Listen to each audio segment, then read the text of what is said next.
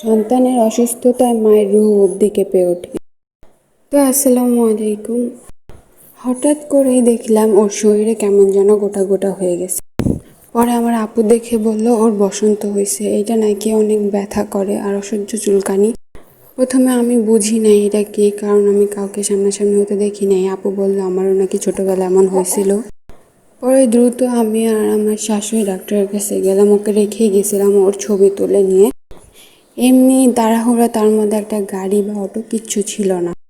পরে আর কি করার, একটা গাড়ি রিক্সা যেহেতু পেলাম না, আমি আর আমার শাশুড়ি হেঁটেই পুরো বাজার অবধি গেলাম। আমার ভেতরটা ফেটে যাচ্ছিল যে আমার ছেলেকে আমি রেখে আসছি, আমার আপুর কাছেও ভালো থাকে, তবুও মায়ের মন তাই অনেক খারাপ লাগতেছিল ওর জন্য।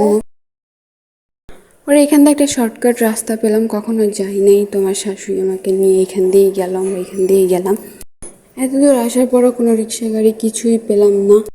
পরে যাই হোক বাজারে চলে আসলাম। আমার শাশুড়ি তার বাজার করতেছিলাম, বলছিলাম যে আপনি বাজার করে চলে যান, আমি এখান থেকে ওষুধ নিয়ে তারপর বাসায় যাব। পরে ছেলের জন্য ওষুধ নিলাম, আর একটা চুলকানির জন্য ক্রিম দিল ওকে, যেহেতু এটা চুলকায় অনেক বাজেভাবে। আর আমি সবসময় এই ফার্মেসি থেকেই ওষুধ নিই, যে ছেলে হওয়ার পর থেকে সব ওষুধ ওই এনার কাছ থেকে নিই। পরে আধা কেজি মিষ্টি, একটা মুরগি আর ওষুধ নিয়ে বাসায় গেলাম।